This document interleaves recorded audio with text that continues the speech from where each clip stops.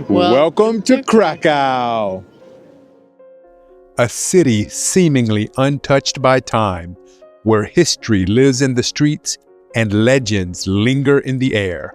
From royal castles and medieval squares to world-class masterpieces and timeless charm, Krakow captures your heart the moment you arrive. It's one of those rare destinations you'll be talking about long after you leave.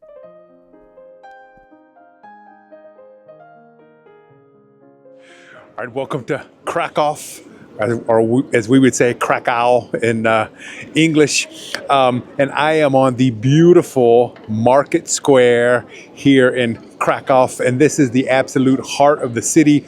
Beautiful square, built in the 13th century. And when it was constructed, I believe it was the largest square in medieval Europe. And it may not be the largest square in Europe anymore, but it is definitely one of the biggest ones. This is one of the biggest ones I've ever been to for sure. And it is really beautiful. And there's so much to talk about right here in this square. We're going to take you around and show you some different points here in the square, points of interest. But beautiful. And so Krakow was saved damage during World War II. The buildings, of course, the people, the humans, they suffered tremendous loss. But the buildings did not receive much damage because when the Nazis came here, they kind of saw it as a Germanic city. They thought it had Germanic heritage, so they didn't want to destroy it. They actually used it. They used it pretty extensively. They did destroy statues and monuments that celebrated Polish heritage, but the buildings themselves remain. So virtually everything we're going to see on this tour is original, and it is absolutely spectacular. It is a beautiful city, and this square here in the middle of Krakow is absolutely gorgeous. So let's go take a tour of it.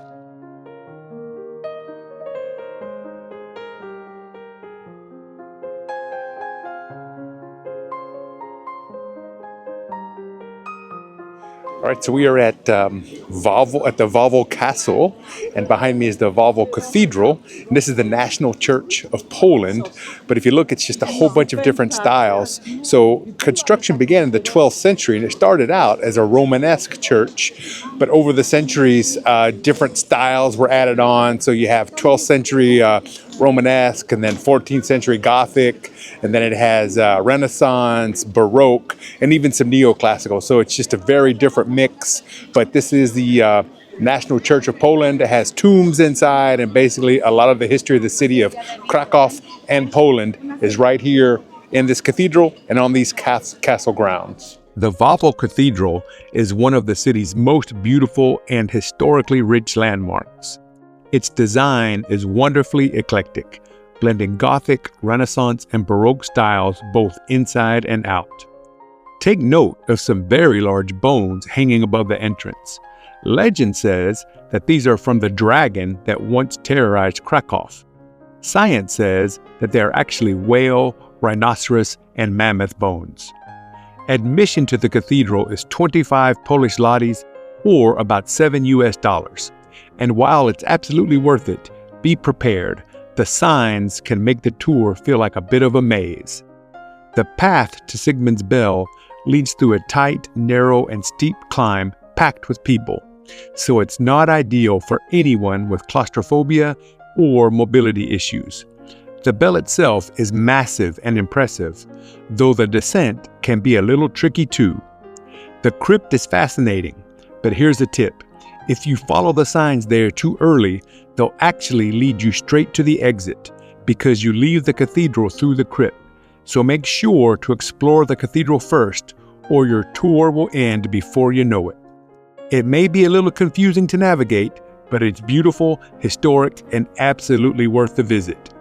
And if you're enjoying this video and love discovering places like this, don't forget to like, and we invite you to subscribe for more travel adventures.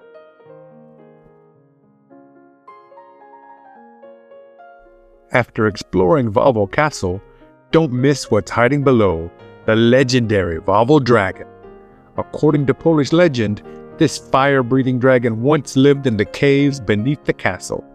You can still visit his lair and see the dragon statue come to life, breathing real fire every 15 minutes. It's a fun stop for kids and adults alike. And when you're done, take a stroll along the Vistula River for beautiful views of the castle from below.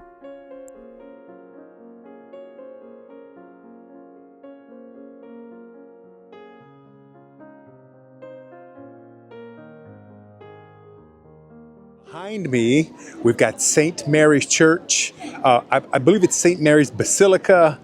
Not quite sure, but I know it is St. Mary's. Very beautiful church. There's been a church here for over 800 years. The original one, I think, was destroyed by the Tartar invasion in 1241, but after that it's been rebuilt, and it hasn't been destroyed since then, and it wasn't destroyed in World War II. Beautiful church. Inside is spectacular, and we're going to take you inside a little bit later. But I want to talk about the interesting towers on the outside. Obviously, you can notice there's one tower. It's quite a bit taller than the other one. So the legend is that two brothers were working on the towers, and they were kind of in a race to see who would get finished first and who would build the bigger tower. The younger brother was winning the race. He was building his tower faster, and he was going to get finished sooner. The older brother, they got into an argument. The older brother said, "Hey, you need to stop. You need to slow down because I'm the older brother. You need to let me finish first."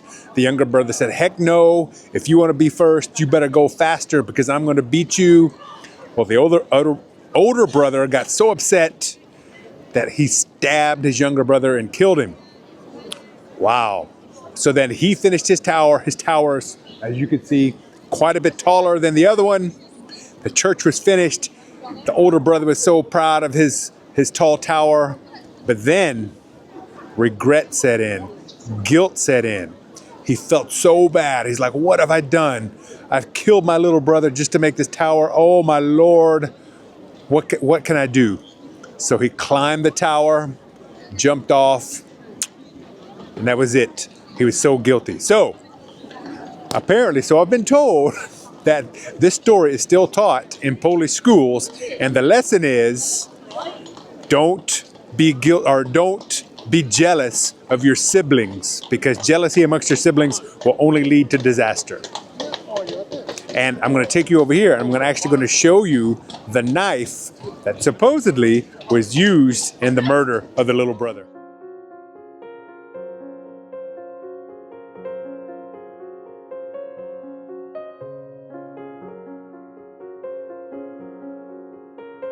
All right, so up here, right behind me, up there, that is supposedly the knife that was used in the murder of the younger brother. Now, that's that legend. The other legend about this knife is that this was used whenever they would catch criminals stealing something here in Krakow. They really wanted to take a bite out of crime, so they took that knife and used it on the people who were caught stealing, but not to cut off a finger. Supposedly, they would slice their nose off because they wanted everybody to see them and know this person is a thief, and they had to wear that shame forever. I don't know if either one of those stories are true. Supposedly, the two towers, the only reason one's taller than the other is one of them is an actual lookout tower, so it needed more height to be able to see over the entire city, and the other one's a bell tower, so it didn't need to be as tall, so they just made them unequal. I suppose that's the truth, I don't know. But every hour on the hour from the lookout tower, still today, 24 hours a day, a bugle player will open the window and he'll play a bugle tune from each window out of the tower to let everybody know everything's okay. And there's a legend behind that too.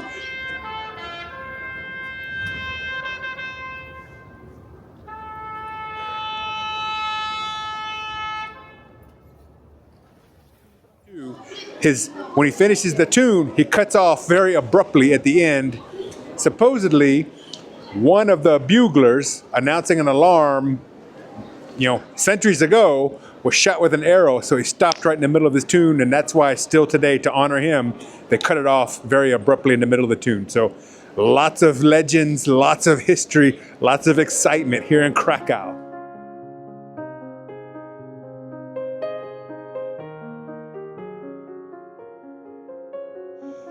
Okay, so I just went inside of St. Mary's Church, St. Mary's Basilica, And wow, I mean, I don't know what else to say. Wow.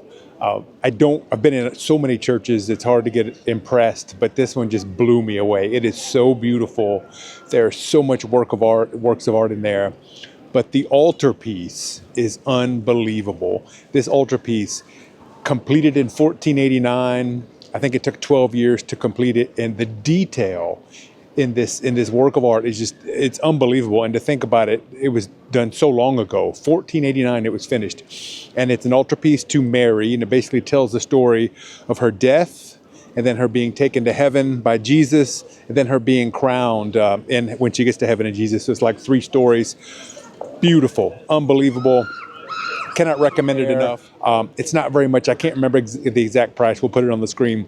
But you will not be sorry, because it is absolutely, it's not very big. It's not the biggest church, but the art in there is just unbelievable. It is definitely a holy place. It makes you want to stop and say a quick little prayer while you're in there. Absolutely stunning. St. Mary's Basilica here in Krakow.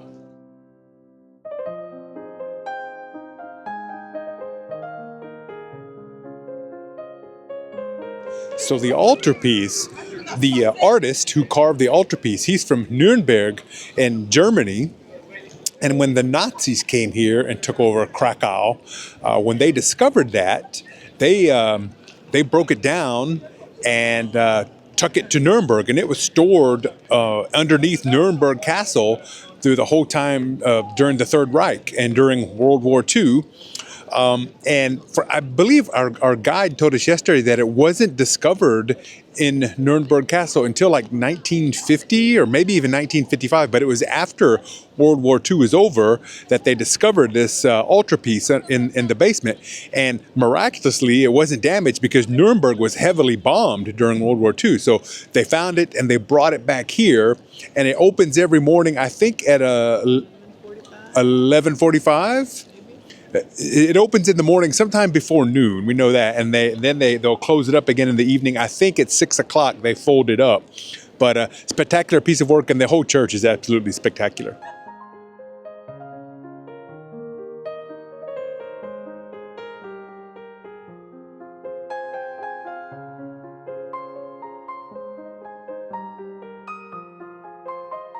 So these supposedly are original from the Middle Ages, because this church was never destroyed, and this was like a discipline device, right? So if someone got in trouble, maybe I don't know, a husband was getting drunk and causing a lot of trouble with his wife, or maybe his wife was too sassy, they would go report them to the priest, and the priest would determine their punishment. And so they would have to come wear this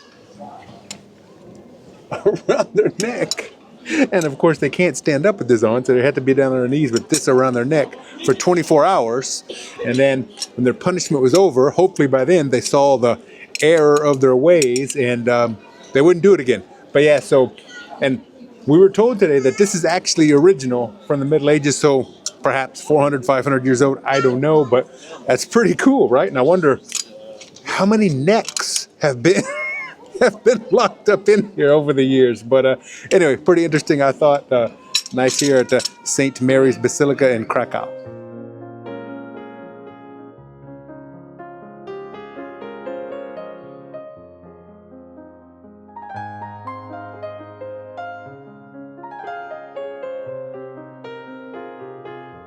Right behind me is the town hall, or the city hall tower of Krakow, and this is from the 14th century, and it's all that's left of the original town hall.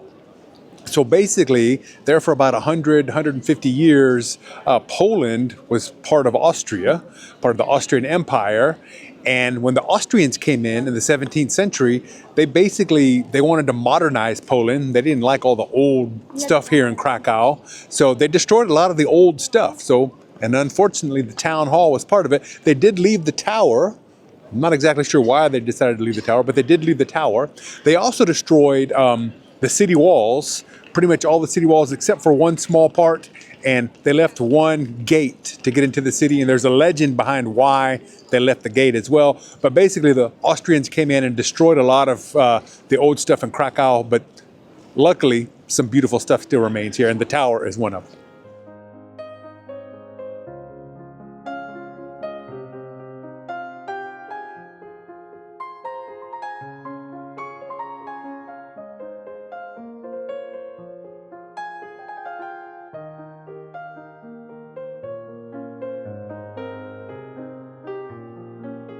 This is the cloth mall, cloth hall, cloth market, and this beautiful building. There's been a cloth market here since the 14th century. The original one burnt down in 1555, I think. So they built this one, and it's been here since the 1500s. And it's about a couple hundred meters long, I would guess. I don't know exactly the length of it, but it is very significantly long. And this is where in the Middle Ages they sold, guess what, cloth, and I guess other nice things. And so this is the reason, like everything was sold here, but the stinky stuff was not sold here. So that was sold on the smaller market. So it's very nice to stroll through here. There really aren't any cloth dealers here anymore, but lots of souvenirs, t-shirts, amber, some jewelry and things like that. So if you're looking to pick up your souvenir from Krakow, I would say this is probably the place to get it in this old historic cloth market.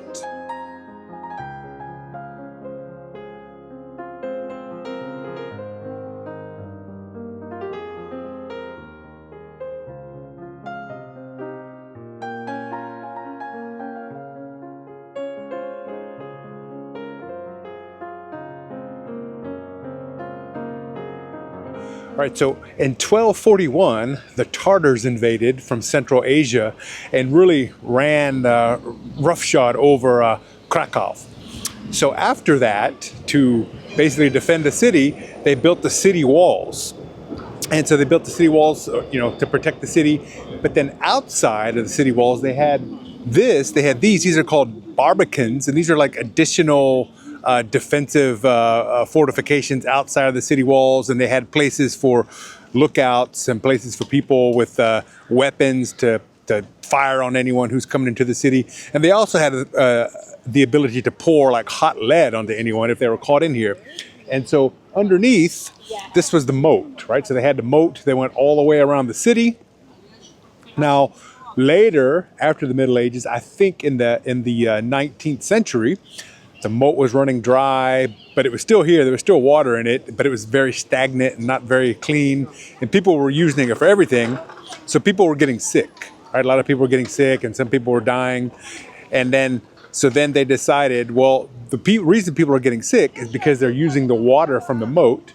So they decided to completely drain the moat and they filled it in with dirt. And now it is a beautiful park. I think it's a roughly 4 kilometer around the moat, and it's all just nice green space. And this is a beautiful park that encircles the old city here in Krakow, and they call it the Planty, and it's really nice. And a lot of nice trees, there's statues and trails, so just a really nice place to hang out and spend your day, go for a walk. And now we're going to walk through the gate. After we go through the Barbican, we're going to walk through the city gate into the city. Most of the walls are destroyed. When the Austrians came, and the Austrians controlled Krakow, like I said, they wanted to expand the city, and they said, hey, these walls are holding, they're keeping the city from expanding, so they tore down most of them.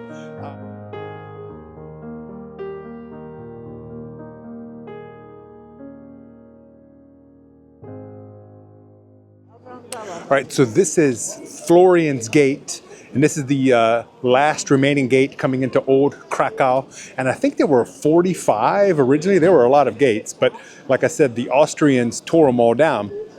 They left part of the wall here, and the reason is because many of the locals were against tearing down the walls. And one of the locals pleaded with them, and he said, if you tear down this portion of the wall, then the wind is just going to come right down this lane. And this lane, Florian's Lane, I think it's called, this lane goes directly to St. Mary's Church.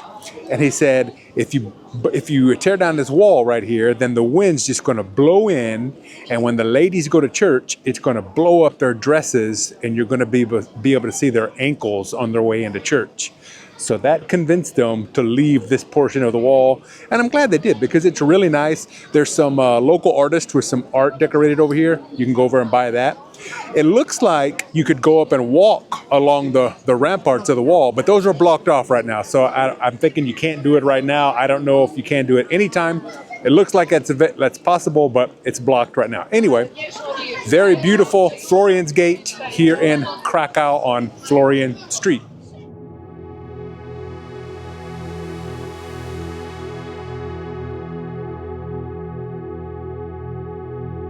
So now we're in the Kazimierz, or the Jewish quarter of Krakow, and we're in what they call the hero square of the Jewish ghetto.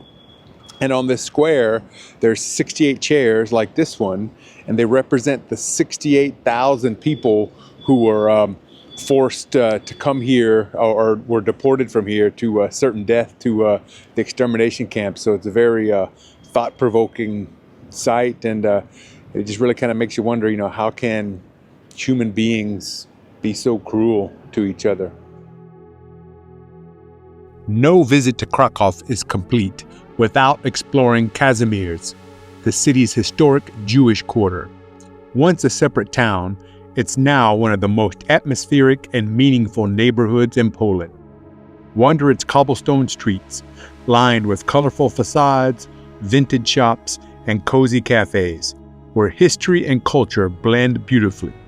You'll see synagogues, murals, and memorials that tell powerful stories of Jewish life before and after World War II. Don't miss the Old Synagogue, one of the oldest in Europe, and the famous passageway used in the film Schindler's List, a hauntingly memorable spot that captures the spirit and history of the area. Kazimierz is a place of reflection, resilience, and incredible beauty, one of Krakow's must-see experiences.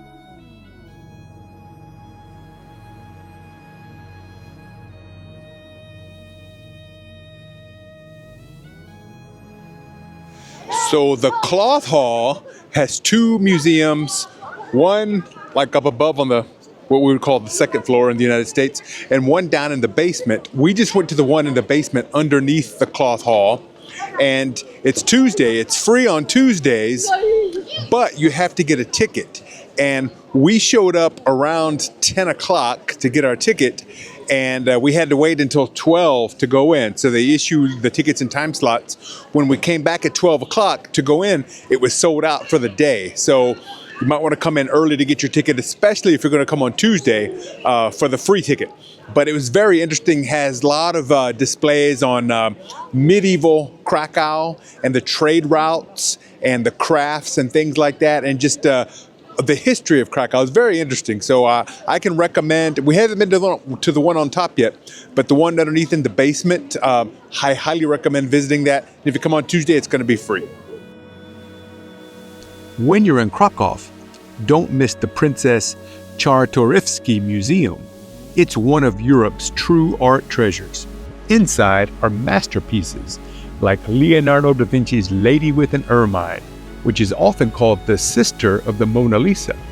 And there's Rembrandt's Landscape with the Good Samaritan. Unlike many famous museums in Europe, where you have to fight just for a quick glimpse, here you can take your time and really appreciate these incredible works.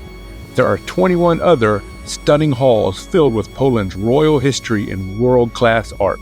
We went on a Tuesday when admission is free. Normally it's 65 zlotys, or about $18. But get there early because the line forms fast. And here's a pro tip. If you're visiting as a pair, have one person handle the coat check while the other gets the tickets. This will save you some time. You can easily spend the whole day here. And when you're done, stop by the cozy cafe downstairs. The cakes alone are worth the visit. All right, so a couple of points of interest right here. Behind me, we have the residence of Pope John Paul II. And he was the Archbishop of Krakow, so very popular here. And after he became Pope, he would come back and he would stay here. This is where he would stay when he would come back and visit Krakow. And right to my left is the Church of St. Francis, which was his church when he came back here. Now, John Paul, he was the first non-Italian pope selected in over 400 years. And I think it was quite a shock when he was selected. And, some people ask or wonder if they knew he was going to be selected pope, maybe the Communist Party wouldn't have allowed him to leave Poland. I don't know. But anyway, he'd like to come back. And he would meet people. He would sit in the window there where you see that mosaic of him right now. And he would sit there and he would just hang out and talk to people. And thousands of people would just gather here to listen to him. And it was a very informal interactions from what we understand. And people would hold, like he would have guards, guards hold on to him to make sure he didn't fall out of the window and stuff. He would get so relaxed sitting up there. Now, after he passed on, and his successors, supposedly his successors, when they visited Krakow, they would also greet people from that window. And then some of the locals got upset about that. They said, no, that's John Paul's window and no one else deserves to be there. So supposedly they put the mosaic there to block the window, so now no one else can open it up.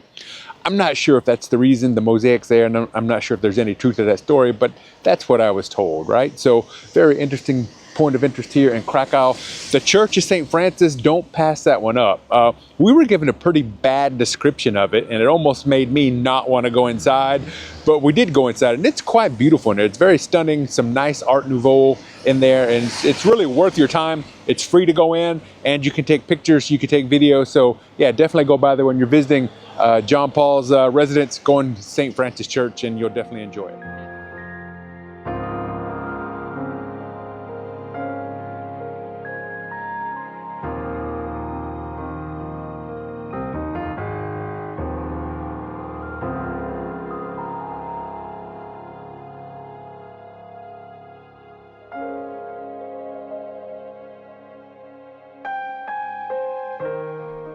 Just outside of Krakow lies the fascinating Wieliczka Salt Mine.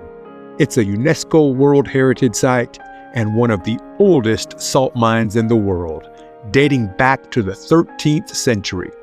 You'll descend deep underground, over 800 steps down, into a maze of tunnels, vast chambers, and shimmering salt lakes.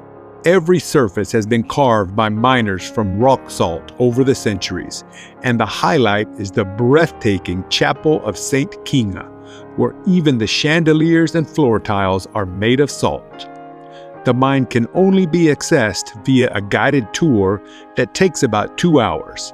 The temperature stays around 17 degrees Celsius or 63 degrees Fahrenheit, so bring a light jacket and wear comfortable shoes. You'll definitely need them.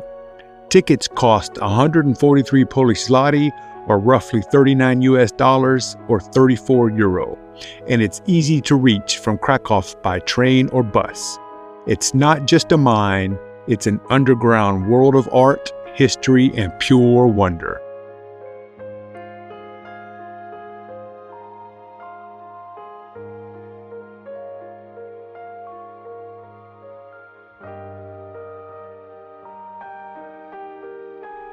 Thanks for watching our visit to Krakow.